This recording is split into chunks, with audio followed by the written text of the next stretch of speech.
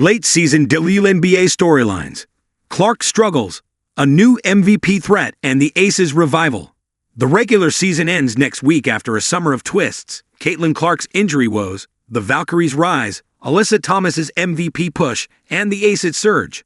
The WNBA regular season concludes on 11 September after a turbulent summer shaped by injuries, comebacks, and unexpected contenders.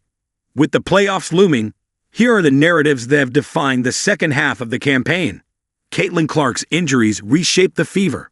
Unfortunately for the Indiana Fever and their passionate fans, Caitlin Clark has spent most of this season in a role no one expected, as a coach from the sidelines. The 23-year-old has been limited by recurring groin injuries during the second half of the campaign.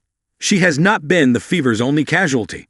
On 7 August, the team lost Ari McDonald to a broken foot and Sydney Colson to a torn ACL.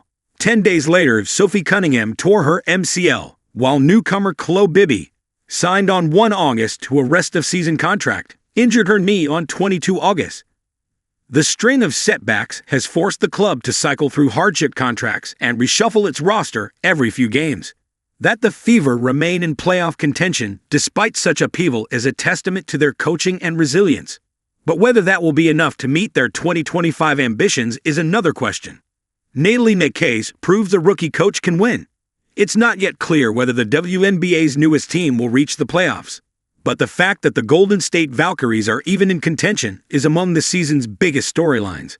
The league's first expansion side since Atlanta in 2008 entered the year with a giant lavender question mark over their heads and have steadily erased each doubt since. The Valkyries are led by Natalie McKay, hired away from the Las Vegas Aces after 3 seasons as Becky Hammon's top assistant. While McKay has brushed off talk of individual awards, honestly, I'm just being dead-ass. Our goal is to make the playoffs, she told Clutch Points last week. It should be Coaching Staff of the Year. The case for her as Coach of the Year is difficult to ignore. The achievements of the Valkyries in their debut campaign will be hard for anyone else to match.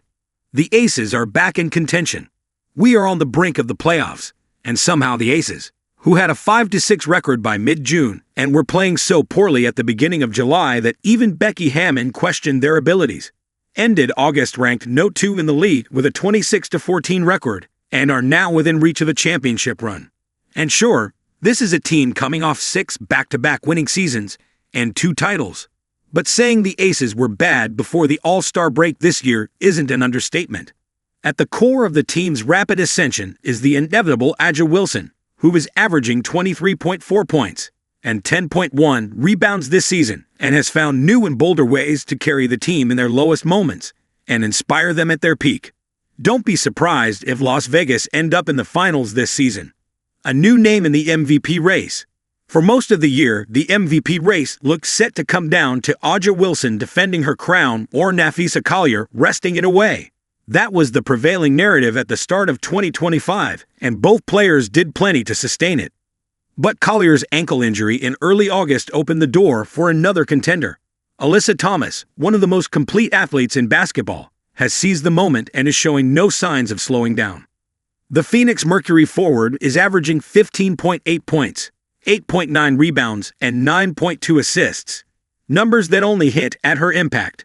Thomas has produced a league-high 7 triple-doubles this season and became the first WNBA player to record at least 10 points, 15 rebounds, and 15 assists in a game.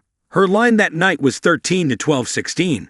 She has been both floor general and steadying presence, quietly steering Phoenix from opening tip to playoff chase. The Mercury have dropped 14 games, but rarely through any fault of Thomas. Since returning from a calf injury in June, she has been unshakable, and right now, she looks like the player most capable of reshaping the MVP conversation. Liberty injuries complicate a title defense. Injuries have reshaped the season, sidelining some of their biggest stars and leaving teams scrambling to adjust. No one has felt it more than the Liberty. They lost Jonquel Jones to an ankle injury in June, then Breanna Stewart to a bone bruise in late July. Sabrina Ionescu also spent time out with a toe problem, while Natasha Cloud has been sidelined with a broken nose. If Jones's absence was damaging, Stewart seemed to send New York into a tailspin. The Liberty were 17-6 and second in the league when she went down. Since then, they have slipped to No. 5. That slide underscores Stewart's value and raises the stakes in New York's bid to repeat as champions. To defend their title, the Liberty will almost certainly need a top 4 seed to secure home court advantage and avoid a punishing early clash with the Lynx. It's a tall order, but with their roster finally healthy again, not an impossible one.